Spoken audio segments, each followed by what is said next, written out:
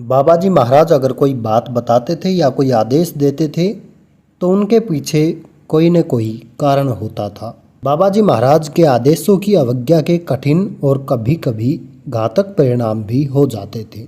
ऐसे अवज्ञा परिणामों के कई दृष्टांत हैं, जिसमें से एक है कि श्रीमती बसंती शाह जो नैनीताल की रहने वाली थी, जो भक्त समाज में दादी अम्मा के नाम से जानी जाती है। तो श्रीमती बसंती शाह महाराज जी की आज्ञा प्राप्त कर अन्य माइयों के साथ गंगोत्री यमुनोत्री यात्रा को गई थी। जाते वक्त महाराज जी ने उनको सख्त हिदायत दी थी बार बार कि यमुनोत्री मंदिर में रात को न सोना, हनुमान चट्टी में उतर आना।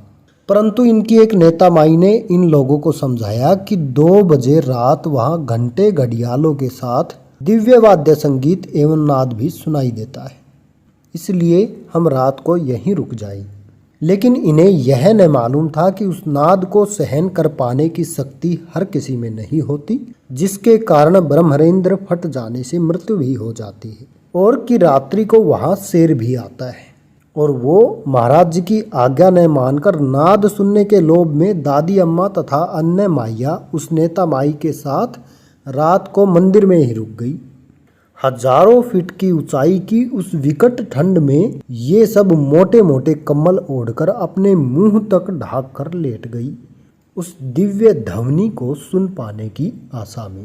तभी एक साधु बाबा उस ठंड में भी केवल एक चादर ओढ़े वहां आ गए, यह कहते हुए कि तुम्हें देखकर मुझ में भी साहस आ गया यहाँ रात बिताने का, वरना यहाँ रात को कोई नहीं रह पाता।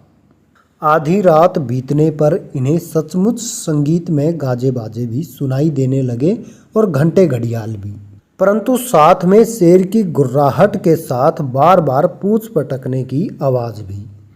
सुनकर इन सबको अत्यंत भय व्याप गया मन में, और उस मानसिक अवस्था में नाद सुन पाने का कोई प्रश्न ही नहीं उठ सकता था। राम राम कर रात बिता ये सुबह लौट चली।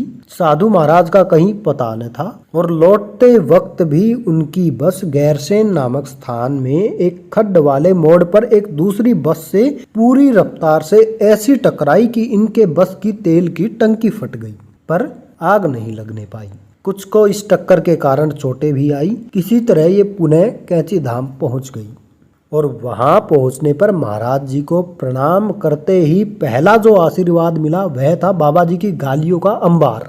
मेरी आज्ञा नहीं मानी, यमुनोत्री में ही सब मर जाते, और कि अगर मैं बस के आगे न खड़ा हो जाता उसको रोकने को, तो तुम सब खड्ड में गिरकर मर जाते। दया निधान की आज्ञा का उल्लंघन का केवल इतना सा दंड, दंडो अपि कोमलो, इससे दंड देते हुए भी महाराज कोमल रहते थे। दंड भी कोमल, कितना, इतना सा। राम राम।